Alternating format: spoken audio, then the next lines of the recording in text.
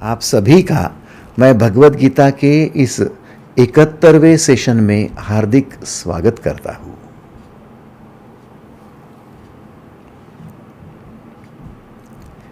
एक शब्द हमें हमेशा से आकर्षित करता रहा है, वो है पर्सोनैलिटी, व्यक्तित्व। हमने अपने बच्चों के लिए व्यक्तित्व विकास की कई प्रकार के ट्यूशन्स भी लगाई। उनके पर्सनैलिटी डेवलपमेंट के लिए हमने प्रयत्न भी किए। कई बार हम लोग कहते हैं अच्छे कपड़े पहनो, अच्छे लोगों के साथ रहो, अच्छे स्कूल में दाखला लो, अच्छा मेकअप करो, अच्छे शूज़ पहनो, अच्छे मकान में रहो, अच्छे कॉलोनी में रहो, अच्छे व्हीकल्स पर चलो। ये सब क्या है? हम कुल मिलाकर अपनी खुद की व्यक्तित्व को निखारना चाहते हैं। हम अपनी पर्सनैलिटी को डेवलप करना चाहते हैं कि मेरा मकान, मेरा व्यवसाय, मेरी स्कूल, मेरी नौकरी, मेरे परिजन, मेरे मित्र परिवार, मेरे वाहन और मेरे वस्त्र, सब कुछ बातें लुभावनी सी हो, लोग उसे आकर्षित होकर एप्रिशिएट करें। लेकिन ये सब स्थूल है, दिखाई देने वाला है, बाहरी बाहर है। भाई साहब, पर्सनैलिटी यदि आप चेहरे से देखने के लिए जाओ, वस्त्र से देखने के लिए जाओ, एजुकेशन और पैसे से देखने के लिए जाओ, तो बहुत बड़ी गलती हो जाएगी, क्योंकि आपकी पर्सनैलिटी आपके भीतर से आएगी। आपका निखार, आपका व्यक्तित्व है। आपके भीतर जो विचार चल रहे हैं, वो विचार आपकी पर्सनैलिटी बताते हैं। पर्सनैलिटी शब्द पर्सोना शब्द से आया है। पर्सोना माने आपका रियल चेहरा, फेस माने बाहरी चेहरा। थोड़ा ध्यान देना, माता पिताओं के लिए ये बहुत आवश्यक है। फेस माने दिखाई देने वाला, चमड़ी वाला, स्थूल चेहरा, जिसको मेकअप किया जाता है, लिपस्टिक लगाई जाती है, पाउडर लाली लगाई जाती है। और पर्सोना माने अंतर का चेहरा। आपके अंतर से कौन से विचार बाहर आ रहे हैं, कौन सी भावनाएं बाहर आ रही है, कौन सी वृत्तियां बाहर आ रही है, कौन से निर्णय आपसे लिए जा रहे हैं, कौन सा निश्चय आप कर रहे हो, कौन से ध्येय आपके लिए निश्चित हो रहे हैं, ये सारा आपका पर्सोना है। अब बड़ी बात यह है कि हम व्यक्तित्व को निखारने के लिए यदि सक्षम नहीं है, तो फिर कुछ गड़बड़ हो जाती है। हमारा व्यक्तित्व डेवलप होने की वजह से, निखरने की वजह से डिस्टर्ब हो जाता है। हमारा व्यक्तित्व डिस्टर्ब हो जाता है। जब आपका व्यक्तित्व डिस्टर्ब होता है, पर्सनैलिटी डिस्टर्ब होती है, उसे पर्सनैलिटी डिसऑर्डर कहा जाता है। मेरे एक एक वाक्य को आप ध्यान से समझना, ताकि भगवान श्री कृष्ण हमें क्या समझाना चाहते हैं, वहाँ तक आप सहजता से पहुँच पाएंगे। पर्सनैलिटी डेवलपमेंट और पर्सनैलिटी डिसऑर्डर। आपको ये लगेगा कि मुझे किसको दिखाना है? कुछ नहीं दिखाना मुझे। कोई मुझे चेहरा नहीं दिखाना, कोई मुझे पैसा नहीं दिखाना, कोई मुझे एजुकेशन नहीं दिखाना, कोई मुझे ये बातें नहीं दिखाना, तो कुछ मुझे विचार भी नहीं दिखाना, मुझे भावनाएं भी नहीं दिखाना, मुझे किसी से कोई लेना देना नहीं। ध्यान देना, आप यदि अपने पर्सनैलिटी की तरफ ध्यान नहीं देंगे तो वो डेवलप तो नहीं होगी, लेकिन डिस्टर्ब हो जाएगी। और आपका व्यक्तित्व डिस्टर्ब हो जाना इस विश्व के किसी भी डॉक्टर को सुधारना पॉसिबल नहीं है, क्योंकि वो कोई मेडिकल टर्म नहीं है, वो इमोशनल टर्म है, वो स्पिरिचुअल टर्म है।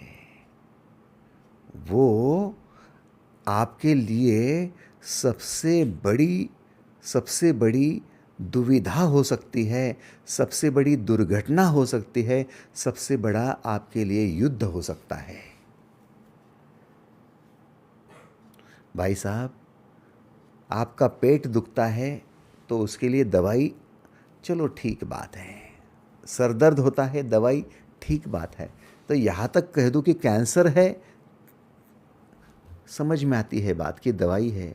लेकिन आपके विचार डिस्टर्ब हो रहे हैं, आपकी भावनाएं डिस्टर्ब हो रही है, आपकी वृत्तियां डिस्टर्ब हो रही है, इसका मतलब आपकी बुद्धि, आपका मन और चित्त तीनों डिस्टर्ब हो रहे हैं। और ये डिस्टर्बेंस को कौन हटाएगा? कौन हटाएगा? स्थूल शरीर पर काम करने वाले डॉक्टर? नहीं भाई साहब, नहीं। इसे हटाएगा एक ही व्यक्ति, और वो है आप खुद। आपके खुद के अलावा इस डिसऑर्डर को दूर कोई नहीं कर सकता। आपके खुद के अलावा आपकी पर्सनैलिटी को डेवलप कोई नहीं कर सकता। आपके व्यक्तित्व का निखार भी आपसे ही है। पूछो खुद को, मैं कौन हूं? तो ये जवाब आना चाहिए कि मेरे व्यक्तित्व को निखारने वाला भी मैं हूं, और उसको बिगाड़ने वाला भी मैं ही हूं। मैं ही मेरा मित्र हूं, और मैं ही मेरा शत्रु हूं।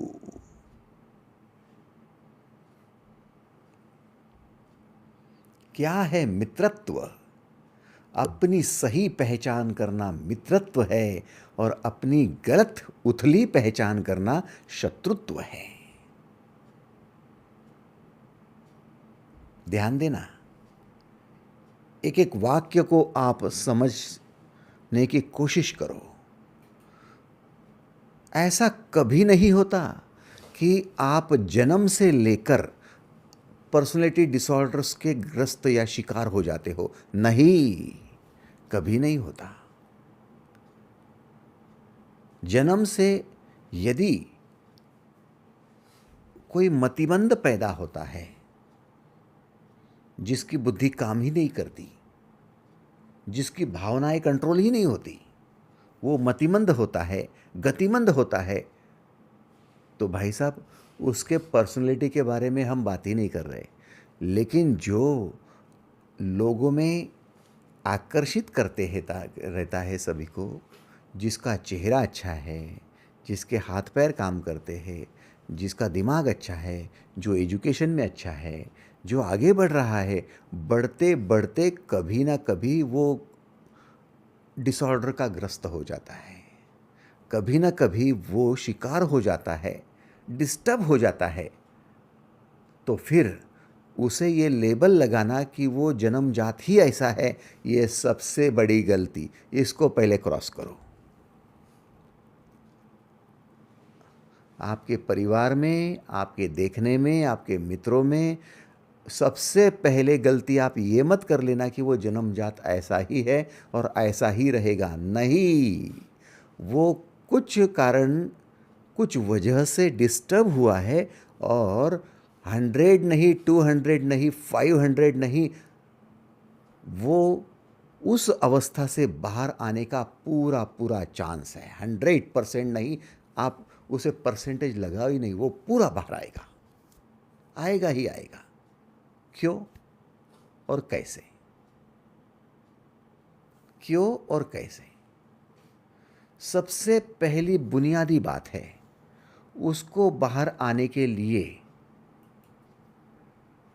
आपको चाहिए वो डिस्टर्ब क्यों हुआ है, उसकी थॉट प्रोसेस क्या है, विचार करने की उसकी प्रक्रिया क्या है। किसी एक घटना को लेकर वो बार बार बार बार बार बार निगेटिव तो नहीं हो रहा है, दुर्घटना से ग्रस्त तो नहीं हो रहा है। दूसरी बात, वो यदि उन विचारों में ही गहरा जा रहा है, जा रहा है, जा रहा है, तो उसकी भावनाएं बेछूट तो नहीं हो रही है। आप यदि खुद विचार निर्माण करते हो तो विचारों को नियंत्रित भी आपको ही करना होगा। एग्रीड? आपको स्वीकार है? आप यदि विचार के निर्माता हो तो विचारों को आपने ही नियंत्रित करना चाहिए। यदि आप भावनाओं को निर्माण करते हो, क्रोध को निर्माण करते हो, तो क्रोध भी आपके नियंत्रण में चाहिए। यदि आप द्वेष निर्माण करते हो, प्रेम निर्माण करते हो, वात्सल्य निर्माण करते हो, कोई भी भावना निर्माण करते हो, तो वो भावना भी आपके कंट्रोल में चाहिए। यस और नो? यदि आपने निर्माण किए गए विचारों के आप शिकार बनने लगे और आपके नियंत्रण के बाहर है और आप विचारों को नियंत्रित ही नहीं कर पाते, वो विचार मालिक बन जाते हैं और आपको परेशान करते रहते हैं, कंफ्यूज्ड रहते हो। जो भावनाएं निर्माण होती है वो क्रोध शांत होने से नहीं होता, वो परेशानी दूर नहीं होती। आप रोते हो, रोना दूर नहीं होता, आप स्वयं को संभाल नहीं सकते। ये सारी जो बातें हैं, ये डिस्टर्बिंग बातें हैं, इसे कहा जाता है पर्सनैलिटी डिसऑर्डर। अब इसे कंट्रोल करना है, अब इसे दूर करना है, इसे मैनेज करना है। कैसे करेंगे? सीधी बात है, सीधी बात है। आप अपने विचारों की दिशा बदल दो। विचार बदल जाते हैं, थॉट प्रोसेस बदल जाती है, तो दिशा बदलती है, जीवन की दशा बदलती है, नज़र बदलती है, नज़ारे बदलते हैं। जो विचार एक घटना थी उसको आपने बार बार करके दुर्घटना बना दी, उसका एक वॉल्यूम बन गया आपके भीतर। आपका मन उन विचारों से बड़ा बन गया। अब भीतर से वही आपके बाहर आ रहा है, जो बोया है वो बाहर आ रहा है। पेरालते उगवेल, आपने जो बोया है वही आप अब सींच रहे हो, वही अब काट रहे हो। अब उसको मत छेड़ो, अब उसके परे जिससे पर्सनैलिटी डेवलप होने वाली है, उन विचारों का स्टोरेज बढ़ाओ, वॉल्यूम बढ़ाओ। उसके लिए ऑटो सजेशन लेना शुरू कर दो। यदि डिस्टर्ब हो गए, अशांत हो गए हैं, तो मैं शांत हो रहा हूं। यदि आप अस्थिर हो गए हैं तो मैं स्थिर हो रहा हूं। यदि आप बहुत क्रोध कर रहे हो तो फिर मैं प्रेमी हो रहा हूं। समझ रहे हो आप? ऐसे विचार, जो विचार जिनका वॉल्यूम बढ़ेगा तो आपका मन वही प्रेरणा आपको देगा। एक होता है डिस्टर्बिंग थॉट, दूसरा होता है इंस्पायरिंग थॉट। आपको कौन सा चाहिए डेवलप करने के लिए? इंस्पायरिंग थॉट चाहिए।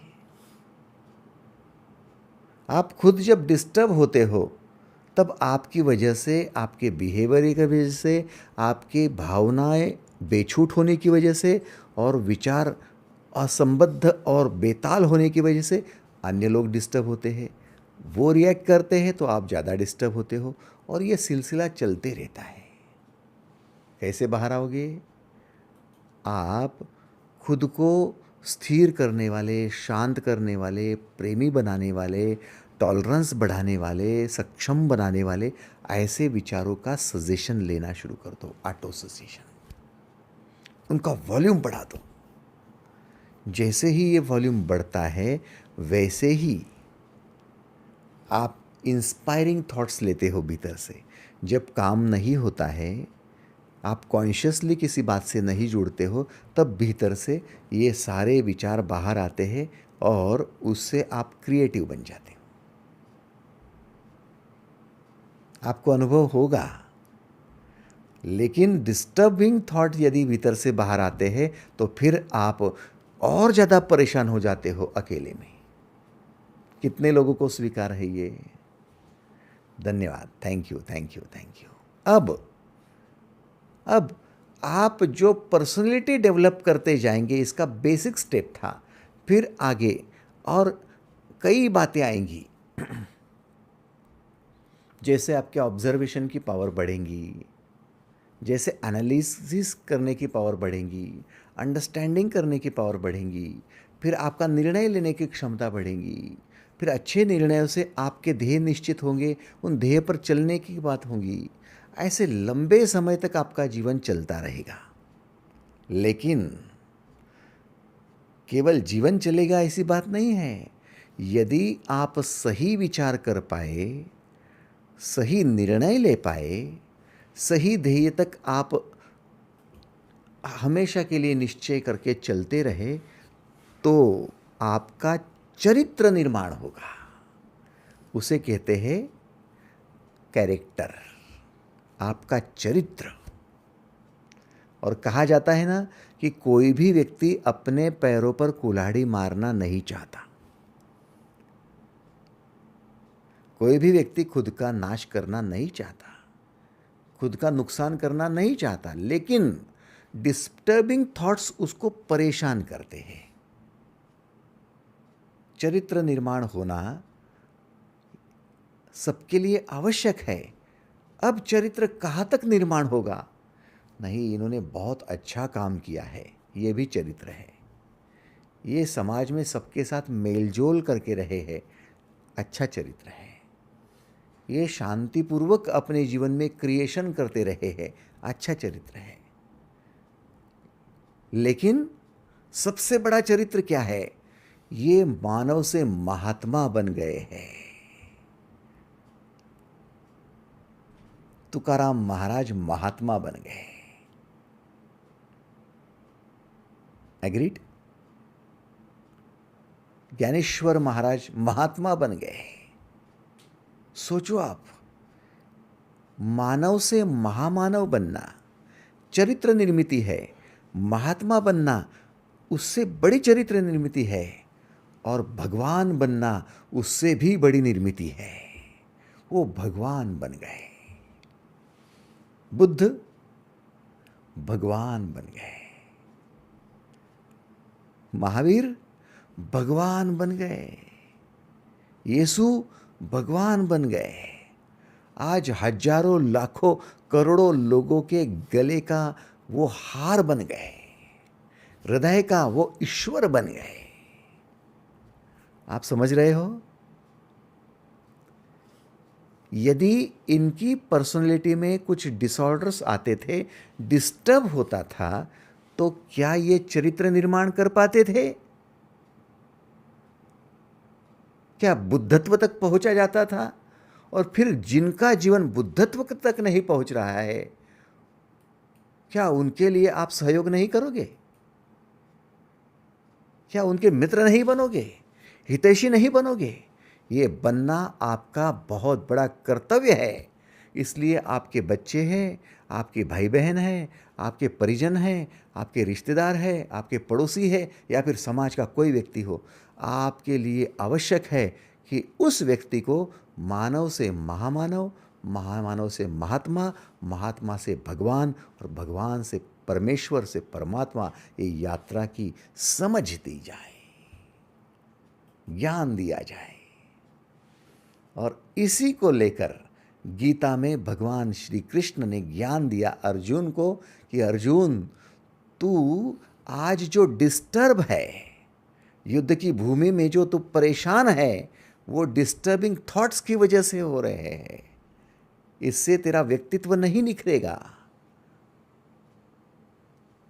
तुझे पर्सनैलिटी डेवलप करनी होगी, फिर चरित्र निर्माण होगा, और चरित्र के साथ फिर तू एक एक सीढ़ी ऊपर चढ़ता जाएगा। मानव, महामानव, महात्मा, भगवान यानी परमेश्वर, परमात्मा, इसे कहा जाता है मोक्ष का मार्ग।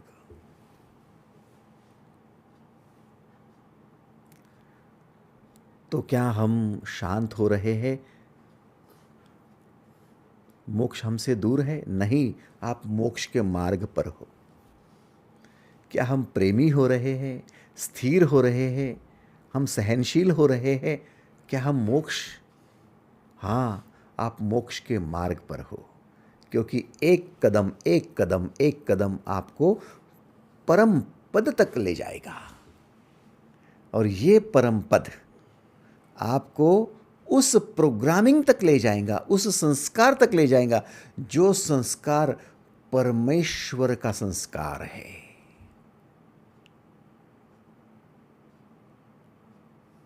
जो संस्कार परमेश्वर का संस्कार है। अब संस्कारों की बात छिड़ गई है, तो मैं आपको बता दूं संस्कार क्या है।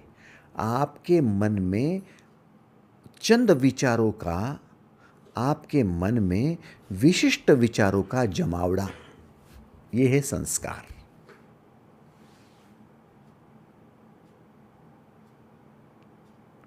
एक विचार एक बार कर दिया, आपके ब्रेन का एक न्यूरॉन चार्ज हो गया। वही विचार 2 बार हो गया, आपके 2 न्यूरॉन चार्ज हो गए। 3 बार 3 हो गए। ऐसे करते करते हर रोज आप 60,000 विचार करते हो, और एक विशिष्ट विचार को यदि आपने महत्व दिया और 20,000 बार वो विचार कर दिया, तो 20,000 न्यूरॉन्स चार्ज हो गए। आपके दिमाग में 100 बिलियन न्यूरॉन्स हैं। 100 इंटू 10⁻12 इतने। और जीवन भर में आप एक ही विचार को लेकर चार्ज करते हो, तो फिर वो कंप्लीट वॉल्यूम बन जाता है। वो आपका संस्कार, बड़ा संस्कार है। डिस्टर्ब करने वाले विचार, मैं अकेले में पड़ गया हूँ, कोई मेरा नहीं है, सब स्वार्थी है, सब गलत है, ये विचार। मैं कमज़ोर हो गया हूँ, ये विचार। मुझे दुनिया में नहीं रहना, ये विचार। ये सारे डिस्टर्ब करने वाले विचार वॉल्यूम बन जाते हैं ना, तो डिसऑर्डर हो जाता है। और फिर मैं शांत हो गया हूँ, मैं स्थिर हो गया हूँ, ये विचार आपको जीवन की ऑब्जर्वेशन की क्षमता प्राप्त कराते हैं। क्या है जीवन, क्या है जन्म, क्या है मृत्यु, ये ऑब्जर्व कौन करेगा? आप करेंगे या दूसरे करेंगे? हाँ, आपको लगता है मैं किताब पढ़ लूँ, मैं शास्त्र पढ़ लूँ, मैं ग्रंथ पढ़ लूँ और मुझे मोक्ष मिल जाएगा। गलत है आपका। आपको खुली आंखों से, खुले दिमाग से और खुले मन से जीवन की किताब को पढ़ना होगा। जीवन क्या है ये ऑब्जर्व करो, जन्म क्या है ये ऑब्जर्व करो, मृत्यु क्या है ऑब्जर्व करो, उसका एनालिसिस करो, उसको अंडरस्टैंड करो, उसको समझो, फिर निर्णय लेना।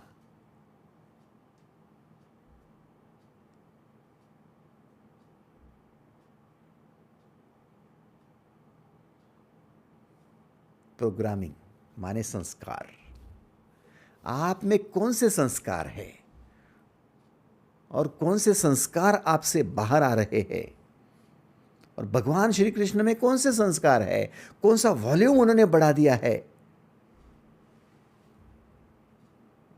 क्या फर्क है आप में और कृष्ण में? आओ देखते हैं। भगवद गीता के 7वें अध्याय के 10वें श्लोक में चलो। ज्ञान विज्ञान योग के 10वें श्लोक में एंट्री करेंगे। बीजम माम सर्वभूतानां विद्धि पार्थ सनातनम, बुद्धिर्बुद्धिम तामस्मि, तेजस तेजस्विनामहम। ये 7वें अध्याय का 10वां श्लोक है। अर्जुन, संपूर्ण भूतों का सनातन बीज मैं हूं। मैं बुद्धिमानों की बुद्धि और तेजस्वियों का तेज हूं। मैं कौन हूं? मैं सनातन बीज हूं, सभी बीजों का सनातन बीज हूं। सभी भूत, सभी जीव, प्राणी है, पशु है, पंछी है, कीटक है, मनुष्य है, सभी जीव, सभी का सनातन बीज मैं हूं। सनातन के नीचे अंडरलाइन कर दो। व्हाट इज सनातन? तेजस्वियों का तेज हूं, बुद्धिमानों की बुद्धि हूं। सनातन क्या है? सनातन का मतलब है मूल। सनातन माने मूल, बेसिक, फाउंडेशन, जिसके पहले और कुछ नहीं, जो स्टार्ट है, बिगिनिंग है, वो मूल है, वो सनातन। ऐसा सनातन बीज मैं हूं। और बाकी बाकी फिर उसका विस्तार है। विस्तार होता है स्थूल और सनातन होता है मूल। थोड़ा ध्यान देना। अब मूल क्या है और स्थूल क्या है? मूल है GOD। मूल है जनरेशन, ऑर्गेनाइजेशन और डिस्ट्रक्शन। उत्पत्ति, स्थिति और लय। जन्म लेना, जीवन जीना, नष्ट हो जाना, फिर जन्म लेना, जीवन जीना, नष्ट हो जाना, उत्पन्न होना, स्थिर होना, फिर समाप्त हो जाना, फिर जन्म लेना।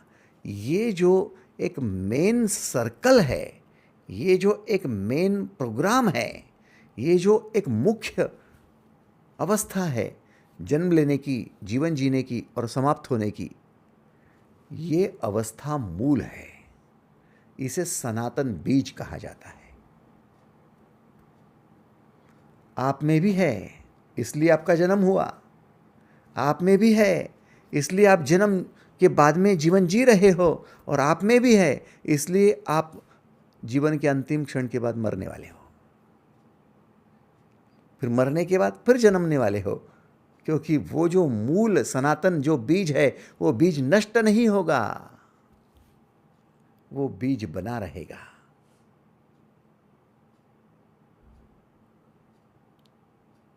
अब वो जो जन्म, जीवन और मृत्यु का जो बीज है, उस बीज से जो पेड़ बना है, जिसके फलस्वरूप आपका चित्त, आपका मन, आपकी बुद्धि, आपका शरीर, आपकी इंद्रियां और उसके बाद में इनका उपयोग करके आपका संसार, ये सारे स्थूल है। एग्रीड? जन्म नहीं लेते, जीवन नहीं जीते तो क्या संसार कर पाते? क्या बुद्धि होती आपको? जीवन नहीं होता तो क्या आपको मन होता? तो क्या आपको इंद्रियां होती? तो क्या आपके पास पैसा होता? तो क्या बच्चे होते? तो क्या आपके पास कुछ होता? ये सारा स्थूल है। इन सब का मूल GOD है, गॉड। अब स्थूल के संस्कार को लेकर यदि आपने विचार करना शुरू कर दिया कि मैं संसार कर रहा हूं तो मैं संसारी हूं, और इसका वॉल्यूम बढ़ा दिया, तो आपकी पर्सनैलिटी उतनी ही बनेगी संसारी व्यक्ति की इतनी।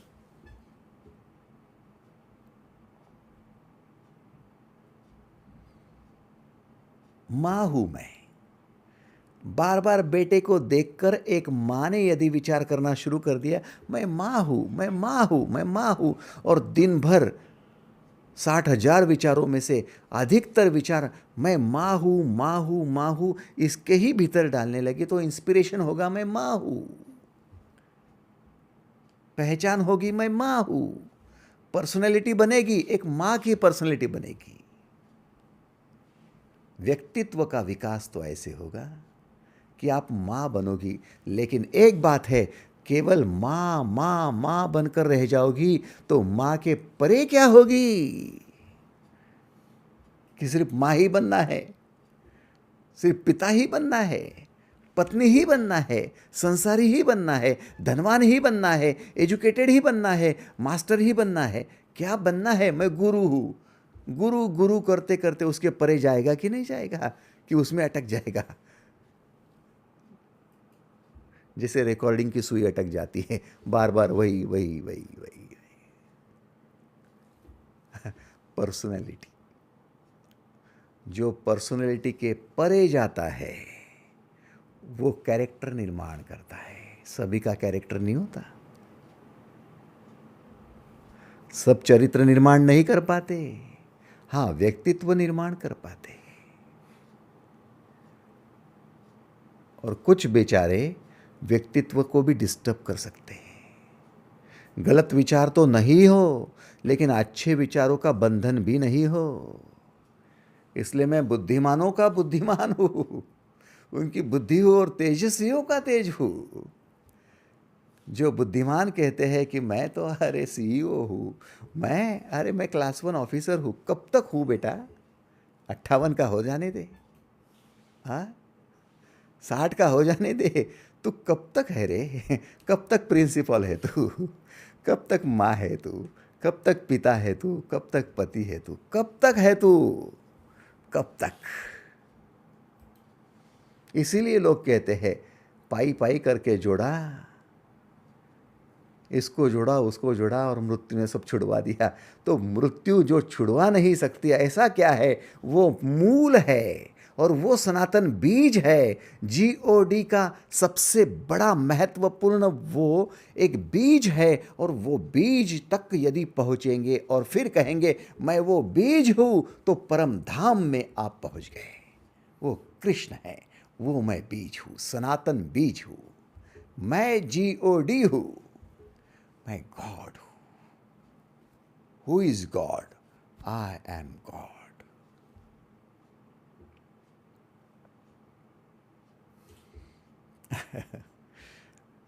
हम में से किसी ने कह दिया मैं भगवान हूं, तो लोग कहेंगे पागल हो गया थोड़ा सा, दिमाग जगह पर नहीं है, तू भगवान? हाँ? मजाक मत करो यार, कुछ भी मत बोलते जाओ। लोग हंसेंगे। और यदि बार बार सबको जो भी मिलता है, किसी ने पूछा आप कौन है और आपने कह दिया मैं भगवान हूँ, मालूम नहीं क्या मैं भगवान हूँ, लोग कहेंगे थोड़ा सा डिस्टर्ब है ये पर्सन। एक्चुअली डिस्टर्ब नहीं, वो मूल तक आ गया है। लेकिन ऐसे बोलने से लाभ नहीं होगा, ऊपरी ऊपर बोलने से कुछ नहीं होगा भाई साहब। आपके भीतर से वो इंस्पायरिंग थॉट आना चाहिए। काम के व्यस्तता से उपराम होने के बाद भीतर से यदि आपके ये विचार आता है मैं गॉड हूं। रात्रि को 12 बजे 2 बजे किसी ने नींद में से जगाया और एकदम से उठाया, हे कौन है तू? तब पता चलेगा उस अनकॉन्शियस स्टेट में अभी आपका दिमाग एकदम से काम भी नहीं कर रहा है, बुद्धि सोई थी, स्टोरेज के काम में लग गई थी। अब एकदम से आपके भीतर से आएगा, है आपका नाम भले बोलेंगे आप, मैं सीता हूँ गीता हूँ, या फिर आपका सरनेम बोलेंगे, या फिर आपका पद बोलेंगे, कुछ भी हो सकता है। जो आपने भीतर में इकट्ठा कर रखा है वो सब बोलेंगे। लेकिन यदि संस्कार आपका पक्का हो गया है, कृष्ण को यदि 2 बजे उठाया, हे उठो उठो उठो, और कृष्ण एकदम जग गए, क्या कौन हो आप? मैं भगवान हूं, मैं गॉड हूं, जीओडी हूं, उत्पत्ति स्थिति लय हूं।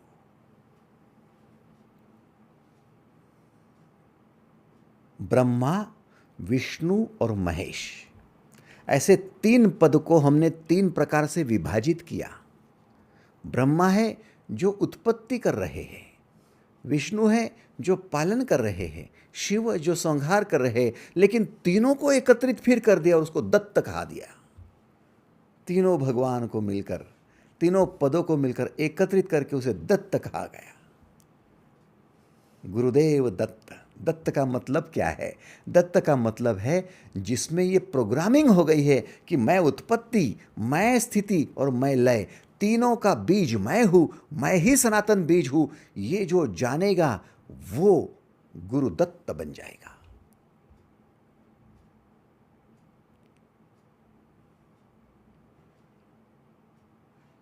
मैं सनातन बीज हूं।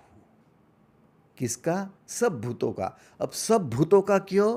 क्योंकि जो सभी में कॉमन है, वो एक ही बात कॉमन है, वो है जीओडी। बाकी सबका चित्त वृत्तियां अलग है, चित्त के भ्रम अलग है, बाकी सबकी मन की विविध अवस्थाएं अलग है, मन का उछलना अलग है। कोई अधिक प्रेमी हो जाता है तो अधिक क्रोधी हो जाता है, कोई अधिक द्वेषी हो जाता है तो अधिक दयालु हो जाता है। सबके मन का अलग अलग स्टेट है, सबके चित्त की वृत्तियां अलग अलग है, सबके स्वभाव अलग अलग है, सबका दिखना अलग अलग है, सबके इंद्रियों में उनका यूज़ करना अलग अलग है, सबका संसार अलग है, सबका पुरुषार्थ अलग अलग है, लेकिन सब में एक कॉमन है, GOD, ये बीज कॉमन है।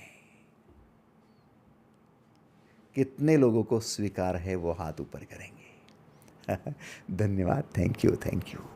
सबका बीज एक है, और जब उस बीज में ही वो प्रवेश कर जावे है कि मैं वो सनातन बीज हूं, तब जहां नजर पड़ेगी वहां भी तो वो ही बीज दिखाई देगा। भाई साहब, जब आप 5वीं क्लास में थे तब आपको 5वीं क्लास की किताबों की ओर नज़र जाती थी, 12वीं में थे तो 12वीं क्लास के। ऐसा कब हुआ कि 12वीं में गए और 5वीं क्लास की किताब का पढ़ाई कर रहे हो? वो तो हो गई ना यार, छोड़ो ना। ग्रेजुएशन में थे तो ग्रेजुएशन। इसका मतलब है जिस स्थिति में पहुंचते हो उसी स्थिति का आपको दर्शन होता है। यस और नो? पहाड़ी के नीचे होंगे, तल में होंगे तो तल का दर्शन होगा, पहाड़ी के ऊपर होंगे तो फिर शिखर का और बाकी अन्य और पहाड़ियों के शिखरों का दर्शन होगा। यस और नो? Platform matters. तो जो संसारी है उसको संसारी दिखेंगे, मैं संसारी हूं कहने वाले को बाकी सब संसारी दिखेंगे, और सब भेद है, ये संसारी अलग वो संस्कारी अलग। जो कहता है मैं एजुकेटेड हूं, मैं ग्रेजुएट हूं, तो उसको अलग अलग ग्रेजुएशन वाले दिखेंगे। मैं माँ हूं तो उसको अलग अलग माँ दिखेंगी। यस और नो? मैं धनवान हूं, मैं बिजनेस पर्सन हूं, मैं नौकरी करने वाला हूं, तो मुझे अलग अलग दिखेंगे। लेकिन जो कहता है कि मैं सनातन बीज हूं, उसको क्या दिखेगा? क्या दिखेगा? सनातन बीज दिखेगा। और सनातन बीज एक ही है, GOD एक ही है, वहाँ दो है ही नहीं, वो अद्वैत है, वो सब में बीज सेम है। तो फिर सब एक है, तो फिर वहाँ पर कोई अन्य है ही नहीं। तो जितने भी भूत दिख रहे हैं, जितने जीव दिख रहे हैं, उन सब में वो बीज मौजूद है, GOD मौजूद है। इसलिए कहते सबके अंतर में ईश्वर वास करता है, माने GOD वास करता है, माने वो बीज वास करता है। सनातन बीज नाम दिया है उसको ईश्वर की जगह। ये सनातन बीज वास करता है। ये सनातन बीज को देखने वाला सब भूतों में मैं हूँ, सनातन बीज।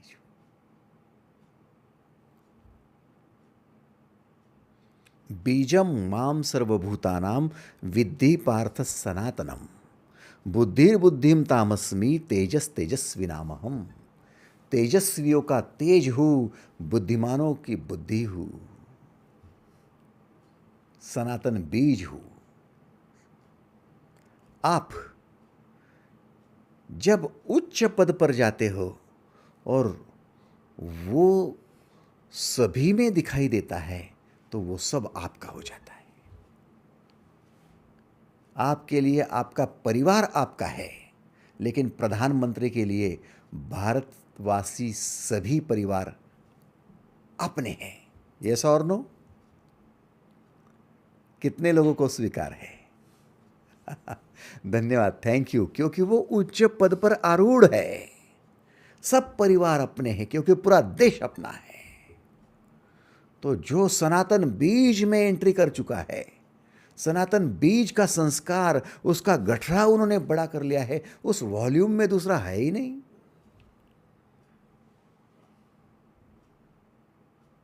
उसे कहते सबीज समाधि। जो बीज में समा गया है उसकी समाधि हो गई है, उस बीज की हो गई है, वो सबीज समाधि में है।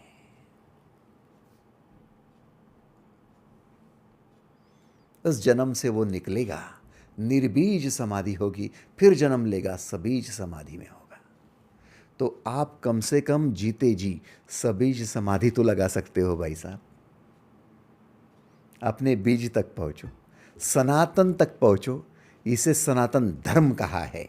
आप हिंदू को सनातन धर्म नहीं कह सकते, जैन को नहीं कह सकते, इस्लाम को नहीं कह सकते, बुद्ध को नहीं कह सकते। सनातन धर्म क्या है? सभी में, चाहे वो हिंदू हो, मुस्लिम हो, सिख हो, ईसाई हो, कोई भी हो, सब में जन्म लेना, जीवन जीना और मृत्यु को प्राप्त होना, फिर जन्म लेना, उत्पत्ति स्थिति लय, जनरेशन ऑर्गेनाइजेशन डिस्ट्रक्शन, ये कंटेंट रखा हुआ है, ये बीज रखा हुआ है। उसको कोई नष्ट नहीं कर सकता, ध्वस्त नहीं कर सकता, जला नहीं सकता, काट नहीं सकता, गला नहीं सकता। वो बीज सनातन है, फॉर एवर है, उसे सनातन कहा है। कोई सूर्य की अग्नि उसे जला नहीं सकती। खुद सूर्य हो जाओ फिर भी नहीं जलेंगे। और क्या चाहिए? नैनम छिंदन्ति शस्त्राणि नहिनम दहति पावकः न चैनम क्लेदयन्त्यापो न शोषयति मारुतः। न उसे कोई जला सकता है, न काट सकता है। ये सनातन बीज है। और आपकी सफर सनातन बीज तक यदि करनी है तो फिर पकड़ो उंगली कृष्ण की, चलते रहो। जैसा गुरु वैसा चेला। अब गुरु ही यदि संसारी है, ला पैसा, ला धन, मैं आशीर्वाद दे दूंगा, तेरे बच्चे का कल्याण कर दूंगा, तो उसका ध्यान पैसे में है, सनातन बीज में है क्या? कैसे जमेगा? गुरु ही कहेगा मुझे 56 भोग खिला, गुरु ही कहेगा कि मेरे लिए तू वस्त्र लेकर आ। उसका ध्यान उसी में है, वो वही रिफ्लेक्ट कर रहा है जो संस्कार भीतर से आ रहे हैं। उसके भीतर से केवल वही आ रहा है भाई साहब। एक संसारी जो हमेशा मांगते रहता है पति को, पत्नी को, बच्चों को, माँ बाप को, सुख दो, पैसे दो, धन दो, ऐसा दो, वैसा दो, ये गुरु भी वैसा ही कर रहा है। फिर वो उससे अलावा क्या है? क्या नहीं। भीतर से यदि आपकी कोई आहत निकले, कोई विचार निकले, कोई आपके भीतर से एक संस्कार भी निकले, तो वो संस्कार आपका गठरा है, उसमें से ही निकल रहा है। और वो गठरा होना चाहिए, मैं गॉड हूँ, आई एम गॉड।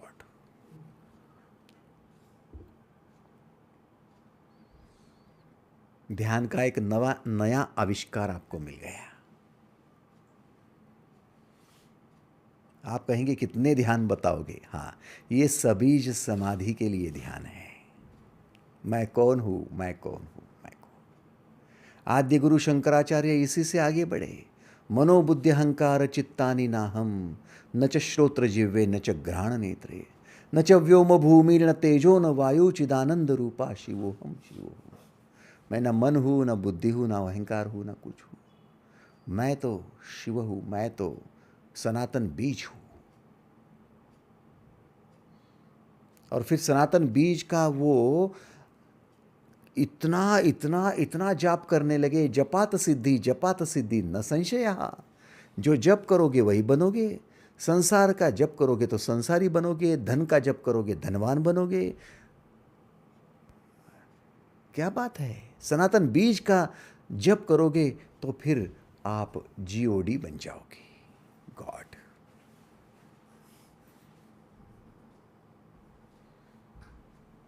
अब जो इस महान पद पर पहुंच गया है, उसने पहचान लिया है कि मैं वो मूल हूं जिसकी वजह से ये विस्तार है। मेरा चित्त क्यों न हो, चित्त वृत्तियाँ क्यों न हो, मेरा स्वभाव क्यों न हो, मेरी बुद्धि क्यों न हो, मेरे बुद्धि के विचार क्यों न हो, मेरी इंद्रियाँ क्यों न हो, मेरी सुंदरता क्यों न हो, मेरा जितना भी विस्तार है सब इसी से तो है। तो ये जो मूल है मेरा, उस मूल तक पहुंचना मेरा काम है। उसे कहते रिटर्न जर्नी। जहाँ से आए हो वहाँ वापस चलो। कहाँ से आए आप? मूल से आए, उगम से आए, सनातन बीज से आए। चलो वापस चलो, रिटर्न जर्नी। नहीं, हम तो क्या रिटर्न जर्नी किसको कहते हैं भाई? अब उतारवय झालं हो, बुढ़ापा आ रहा है, अब शमशान में जाना है, अब मरना पड़ेगा, पैसा छोड़ना पड़ेगा, अब मेकअप नहीं करना है, अब कौन से कपड़े हैं, चलो जो अच्छे लगते थे, अब शरीर भी स्थूल हो गया है, मोटा सा हो गया है, अन्य लोगों को दे दो, चलो रिटर्न जर्नी है, वापस है। नहीं नहीं नहीं, ये काहे की रिटर्न जर्नी है, ये शरीर तो ठंडा हो जाएगा, फिर जन्म ले लेंगे। मूल स्थान पर चलना, अपने बीज को पहचानना, सनातन बीज में एंट्री करना है। इसे कहते सबीज समाधि। जिन लोगों को सबीज समाधि का ध्यान करना होगा वो आज से कर सकते हैं।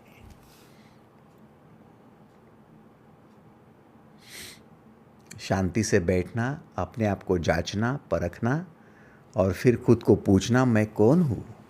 फिर जवाब आएगा, स्थूल बातों से लेकर मैं फलाना हूँ, मैं ये हूँ, मैं वो हूँ, और मैं कौन हूँ। फिर मैं बुद्धि का निर्माण करने वाला, विचारों का निर्माण करना, फिर कौन हूँ। मैं भावनाओं का निर्माण करने वाला, फिर कौन हूँ। मैं ये वृत्ति का हूँ, मैं फिर कौन हूँ। ये वृत्ति को धारण करने वाली चित्त शक्ति हूँ, फिर कौन हूँ। मैं सनातन बीज हूँ। उत्पत्ति स्थिति लय का प्रोग्राम होते जाएगा। मैं सनातन बीज हूँ, मैं गॉड हूँ, जीओडू हूँ। करते रहो। इस समाधि में जो आनंद मिलेगा वो क्या होगा। आओ 7वें अध्याय के 11वें श्लोक में चलो आगे बढ़ते हैं। बलम बलवताम चाहम कामराग विवर्जितम धर्म विरुद्धो भूतेषु कामोस्मि भरतर्षभा। मैं बलवानों का आसक्ति और कामना रहित सामर्थ्य हूँ, बल हूँ। मैं बलवानों का कामना रहित, आसक्ति रहित बल हूँ। मैं सर्वभूतों में धर्म के अनुकूल अर्थात शास्त्र के अनुकूल काम हूँ। अब ये देखो प्रैक्टिकल लाइफ आया आपका। आप कहोगे कि मुझे सबीज समाधि से क्या मिलेगा, क्या होगा मैं यदि इस प्रकार का ध्यान करते रहूँगा। तो बलम बलवताम चाहम कामराग विवर्जितम धर्म विरुद्धो भूतेषु कामोस्मि भरतर्षभ। हे भरत, हे अर्जुन, मैं बलवानों का आसक्ति और कामना रहित बल हूं। इस बात की ओर ध्यान दो। आपका जो सच्चा बल है कहाँ छुपा है। आपको लगता है पैसे में, आपको लगता है लोगों को इकट्ठा करने में, आपको लगता है परिवार में, आपको लगता है एजुकेशन में। नहीं, इसमें सच्चा बल है ही नहीं। पैसा थोड़ा इधर उधर हो जाए तो फिर परेशान हो जाओगे, थोड़ा रिश्तेदार इधर उधर जाए परेशान हो जाओगे, पति पत्नी एक जीवन में से चला जाए तो आपके तो बस 2-4 साल खराब ही होने हैं कि मेरा पति चला गया, मेरी पत्नी चली गई, अकेले पड़ गया हूँ। सोचो ना, आपके पर्सनैलिटी में डिस्टर्ब करने वाली तो ये बातें हैं। सच्चा बल कहाँ है ये। इसके आने से उत्तेजना है, जाने से विचलितता है, ये सारी परेशानी है। आवाज आ रही है बराबर? आवाज नहीं आ रही है? कितने लोगों को आवाज आ रही है हाथ ऊपर करेंगे। Okay, thank you thank you thank you thank you. तो ध्यान देना, आपका बल कोई स्थूल, किसी भी प्रकार की स्थूल बातों में नहीं रखा है। ना बुद्धि में आपका बल है, ना मन में आपका बल है, ना चित्तवृत्तियों में आपका बल है, ना आपके संसार में आपका बल है, ना आपने भौतिक जितनी बातें जमा कर रखी है। आपका एजुकेशन हो, आपका पैसा हो, आपके रिश्तेदार हो, आपका मकान दुकान हो, इसमें सच्चा बल नहीं। सच्चा बल है आपकी इस प्रोग्रामिंग में GOD कि जन्म होगा, जीवन रहेगा, मृत्यु होगी, ये अनिवार्य है। ये जिसको पूरी तरह से खबर है वो ना मृत्यु से डरता है, ना जन्म से उत्तेजित होता है, ना जीवन के किसी बात से वो विचलित होता है, ना वो जीवन को किसी प्रकार से आसक्त होता है। आसक्ति रहित और कामना रहित ही बल हो सकता है। जहाँ आसक्ति का और कामना का थोड़ा भी संसर्ग हो जाता है, वहाँ बल कम हो जाता है। पढ़ाई करो अनासक्त होकर, पैसा कमाओ अनासक्त होकर, संसार करो अनासक्त होकर। ऐसा क्यों कहा जाता है? क्योंकि आसक्ति वहाँ दुर्बलता। समझ रहे हो? जितनी आसक्ति बढ़ेगी उतनी दुर्बलता बढ़ेगी। इसलिए माँ को बच्चों का बल लगता है कि ये बेटा है, लेकिन माँ जितनी प्रमाण में आसक्त होती है उतनी माँ दुर्बल हो जाती है बेटे को लेकर। पति बल है, हाँ, यदि पति में आसक्त न हो तो। पत्नी बल है, दुर्गा है, चंडिका है, लेकिन पत्नी में आसक्त न हो तो। आप समझ रहे हो? ये आसक्ति और कामना दोनों बातें आपको दुर्बल बनाती हैं। लेकिन मैं कौन हूं? मैं ऐसा बल हूं जो आसक्ति रहित और कामना रहित है। क्यों? क्योंकि मेरी प्रोग्रामिंग सनातन बीज की है। समझाना क्या है? सनातन बीज की प्रोग्रामिंग मैटर कर रही है। किसी ने पूछा मैं कौन हूं? मैं धनवान हूं। तो धनवान हूं, किसने कहा मैं बलवान हूं? कई धनवान हैं जो परेशान रहते हैं, कई धनवान हैं जिनको साइकेट्रिस्ट के पास जाना पड़ेगा, कई धनवान हैं जिनको हार्ट अटैक आते हैं, कई धनवान हैं जो आत्महत्या कर लेंगे। ये धनवानों का बल है क्या? नहीं, धनवान हूं ये कोई बल नहीं है। मैं सनातन बीज हूं, मैं जीओडी हूं, ये बल है आपका। इसलिए इस विश्व में सबसे बड़ा बलवान कौन है? भगवान है। इसलिए लोग कहते भगवान से डरो, जीओडी से डरो। अरे कम से कम भगवान से तो डरो, जीओडी गॉड से तो डरो। Who is God? वो जन्म देगा, जीवन देगा, मृत्यु देगा, फिर मृत्यु आएगी तो डर लेना। इसलिए आप जीओडी के अर्थात सनातन बीज के पक्ष में हो जाओ। अर्जुन ने चुना था कृष्ण को और कृष्ण ने चुना था जीओडी को, इसलिए अर्जुन ने चुना जीओडी को। A is equal to B, B is equal to C, so is equal to C. Simple है। दुर्योधन ने चुना कृष्ण के सैन्य को, जमावड़े को, उसको लगा यही बल है और इसी से काम होगा। कहा बल आसक्त था, कामना से भर गया था, क्या हुआ अंत? समझ रहे हो ना?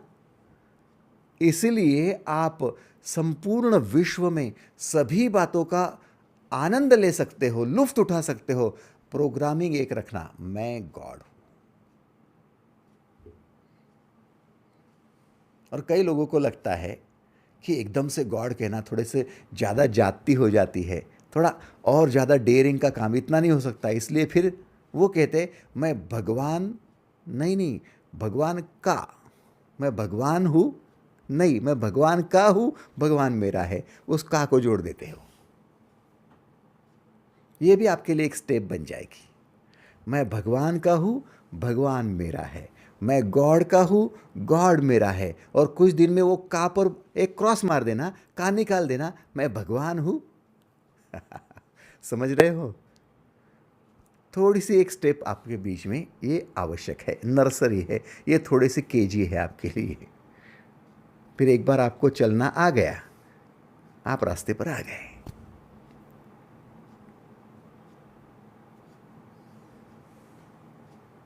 अद्वैत का सहारा हो जाएगा। अब जो आप भगवान बन गए तो दूसरे क्या हो गए? दूसरे क्या हो गए? नहीं, वो मामूली है, फिर आप भगवान नहीं हो। आप भगवान तभी हो जब आपको सब में भगवान दिखता है। क्योंकि मैं सनातन बीज हूं और सब भूतों का सनातन बीज हूं। मैं अकेली माँ हूं और मुझे बाकी सब मामूली दिखते नहीं, मुझे सब माता दिखाएंगे। वैसे मैं भगवान हूं तो मुझे सब भगवान दिखाई देंगे, तब जाकर मैं भगवान के पद में होऊंगा। इसलिए आपका स्टेटस यदि भगवान का हो गया और आपको सब में भगवान दिखाई दिया, अद्वैत हो गया, तो फिर आपका न शत्रुत्व रहेगा, ना आप किसी से द्वेष करेंगे, ना आप किसी की ईर्ष्या करेंगे, ना किसी से कंपैरिजन करनी है, ना किसी से कंपटीशन करनी है। कौन सी अवस्था में आ गए आप? कितनी उच्च अवस्था में आ गए आप?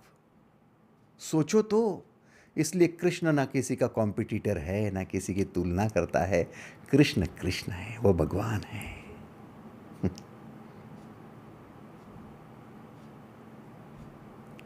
मैं धर्म के अनुकूल काम हूं। धर्म क्या है? शास्त्र ही धर्म है। जहां शास्त्र का आधार नहीं वहां धर्म नहीं। शास्त्र क्या है? शास्त्र यह है कि किसी एक माता ने, किसी एक पिता ने आपको चांस दिया, प्लेटफॉर्म दिया।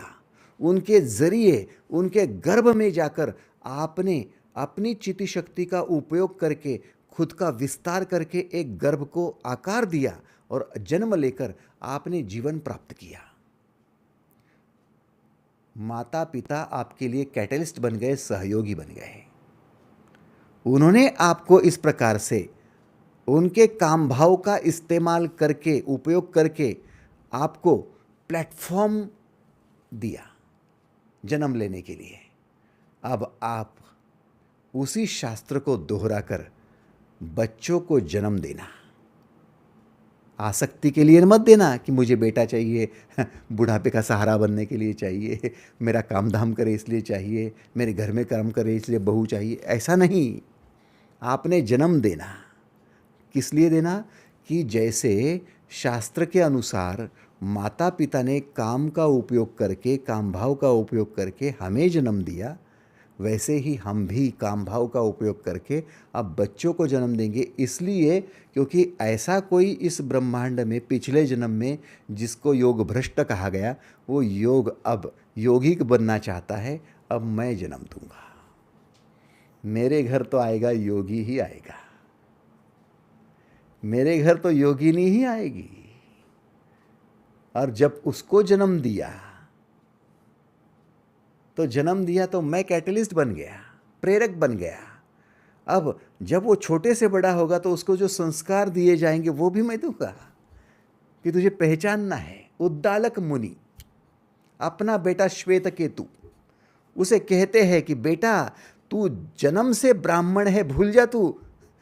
मैं ऐसा वैसा ब्राह्मण नहीं बना कि ब्राह्मण जाति में, ब्राह्मण कुल में, ब्राह्मण खानदान में तूने जन्म लिया। नहीं, जब तक तू ब्रह्म की पहचान नहीं करेगा, जब तक तू खुद को नहीं पहचानेगा, मैं कौन हूं ये नहीं जानेगा, जब तक तू सनातन बीज तक नहीं पहुंचेगा, तब तक तू ब्राह्मण हो ही नहीं सकेगा। उद्दालक का बेटा भूल जा तू।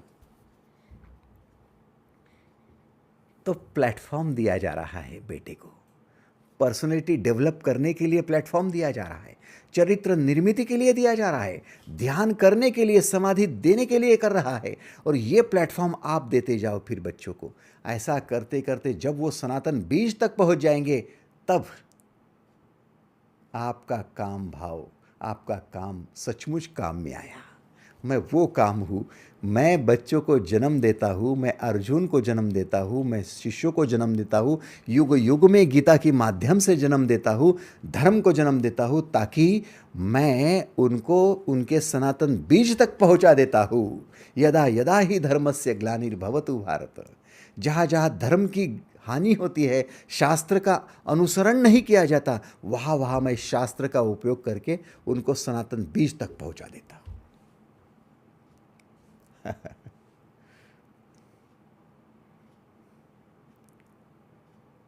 Yes or no?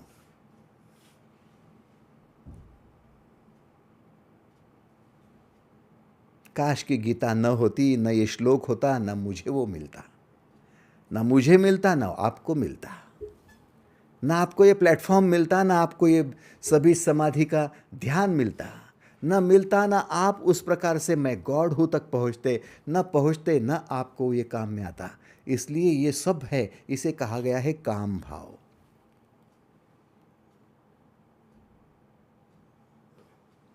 वासना अलग है, काम अलग है।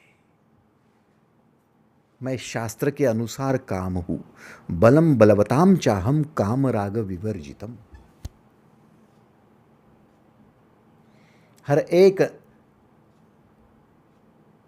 जन्म देने का नाम काम है, और यदि वो कल्याण के लिए है तो वो काम है, यदि कल्याण का हेतु नहीं है तो वो वासना है। इसलिए जहाँ आसक्ति होती है, कामना होती है, वहाँ वासना होती है, लेकिन जहाँ बल होता है और जहाँ धर्म होता है वहाँ काम होता है। धर्म, अर्थ, काम और मोक्ष। धर्म है, वहाँ ज्ञान है, अर्थ है, वहीं पर काम है और वहीं पर मोक्ष है, वासना नहीं है।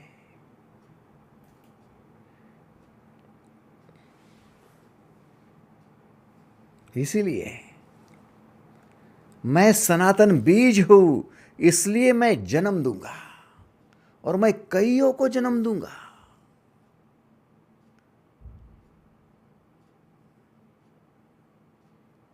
किसी को शरीर से जन्म दे रहा हूं, तो किसी को शिष्य के रूप में जन्म दे रहा हूं, किसी को ध्यानी के रूप में जन्म दे रहा हूं, किसी को ज्ञानी के रूप में दे रहा हूं। ये काम है, ये मेरा काम है, इसमें सबका कल्याण छुपा हुआ है। कृष्ण की इस ऊंचाई को समझो, आप इस ऊंचाई को समझो। आपको भी मां बनना है, ज्ञान देने वाली मां बनो, ध्यान देने वाली मां बनो। गुरु का मतलब ये नहीं होता, गुरु का मतलब है उसको सनातन बीज तक पहुंचा दो, उसे सद्गुरु कहा जाएगा। ये कोई आपको रसायन शास्त्र सिखाने वाला, व्यवहार के गणित सिखाने वाला नहीं। आप समझ रहे हो? कृष्ण की इन बातों को समझो। आपको सनातन बीज तक पहुंचना है, इसलिए परम धाम तक जाना है इसलिए, और जो इसमें पहुंचेगा वो गॉड का हो जाएगा, गॉड उसका हो जाएगा। देखते देखते वो खुद गॉड बन जाएगा। देव पहावया गेलो आणि देवची होऊन गेलो। प्रमाण दे रहा हूँ आपको। आपको लगे कि भाई ये क्या बोल रहे हैं, तो ये संतों के वचन आपको पता है। देव होऊन गेलो, देव झालो म्हणजे काय? म्हणजे आम्ही गॉड झालो, GOD झालो, आम्ही त्या सनातन बीजापर्यंत पोचलो, आम्हीच ते बीज बनलो। आज के लिए बस इतना ही। धन्यवाद।